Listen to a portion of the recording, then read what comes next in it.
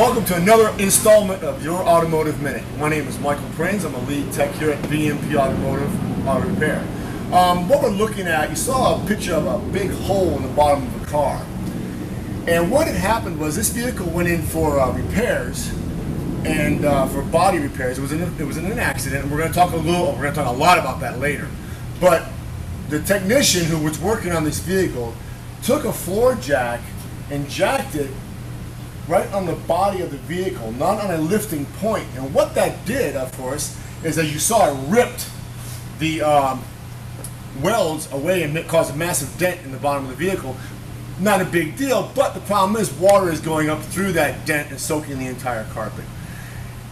Now, a shop with integrity would have recognized, hey, we messed up here, we need to fix this person's car. This car was released and given back to the customer in this condition. As we were talking before, every vehicle has a lift point. On the bottom of this vehicle is 2006 Chrysler. Someone didn't jack it by a lift point, and therefore putting this floor jack, not this one in particular, but a floor jack through the bottom of the pan of the vehicle, ripping the body away from the seam. Gee, look at that nice round head. Doesn't that look familiar? This is the original insurance adjustment that was given by Geico. This vehicle was in a minor fender bender accident. According to this estimate that was by Geico, the repair shop was required or was paid to replace this bumper. If you look at this bumper carefully, it's actually, a bumper cover, excuse me. This bumper cover was never replaced. The mounting area of the bumper cover, which is right here, is ripped. So what the shop did was to take this bumper cover and secure it onto the vehicle with drywall screws. Yes, right, they didn't use any Chrysler hardware. They took the drywall screws and drilled it through the brand new fender they just installed.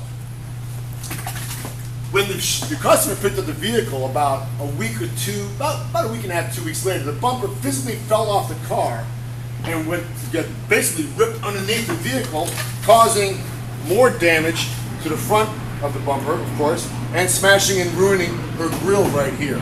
So needless to say, Geico paid for this to be replaced. It was never replaced, and then, to even make it worse, it made more damage. Because when that happened, it tore this wiring harness that runs through your bumper, that runs the fog lamps, and runs these two sensors on the side of the vehicle that lets you know there's a car next to you.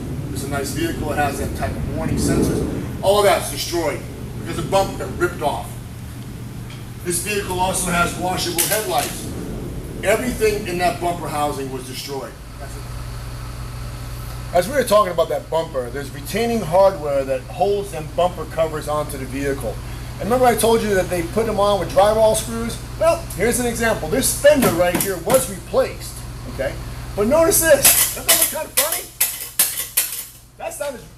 That's not a bumper retainer, that's a bolt, okay? And if you look here into a brand new fender, you see a hole right there? That's where the drywall screws were in. Great job, integrity. In the insurance estimate, there was front end damage. It had a control arm issues. The shop replaced a sway bar link and an outer tie rod end. Unfortunately, they didn't replace the bent lower control arm, which is causing these wheels to be out of alignment. As you can see, this tire is not lined up with the rear tire. And so therefore, in about maybe 2 months, it would destroy these front tires and the vehicle would not track properly. Mind you, they were paid for this. Mind you, the car has bad upper ball joints also, which is not on the insurance estimate, but would have been found if an alignment had actually been done. There again, goes back to integrity. What you see in my hand here is an airbag module. This is the thing that deploys. When you get in a vehicle accident, this is the thing that blows up into your face to try to save your life. You notice in the very back of this, there are 4 electrical contacts. This is a double stage or dual stage airbag, meaning that depending on how fast you're going, either one or both of these will be deployed. Okay?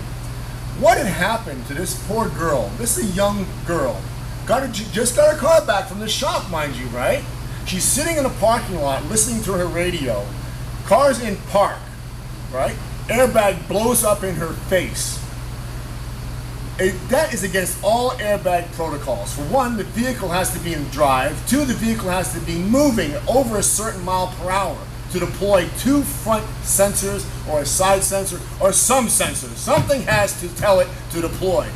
Nothing. So therefore, I have to change both front airbag sensors because I can't trust them. I have to change the clock spring because it blew the module out. And then I gotta remove this column and rip it completely apart to find out why did this thing blow up in her face. Another thing that should have been picked up during the initial investigation. Also, the analog brake light is on too. If you look underneath the vehicle where you're looking in the front there, well, the darn wiring is all torn to shreds. Why that happened or how that wasn't seen, I have no idea. This is just total incompetence on the people who did the repairs on this vehicle. They should be ashamed of themselves. That's why automotive shop integrity is key. When you come to VMP Automotive, after we do a repair on your vehicle, you see all the shop parts that were replaced. Everything that's been done in your vehicle will be on a bench for display. You will see what was changed, why it was changed. There'll be no question in your mind where your money was spent. Thank you. This has been Michael from VMP Automotive. I hope this has been informative to you and as well as entertaining as best it can be. And thank you for watching. Have a great day.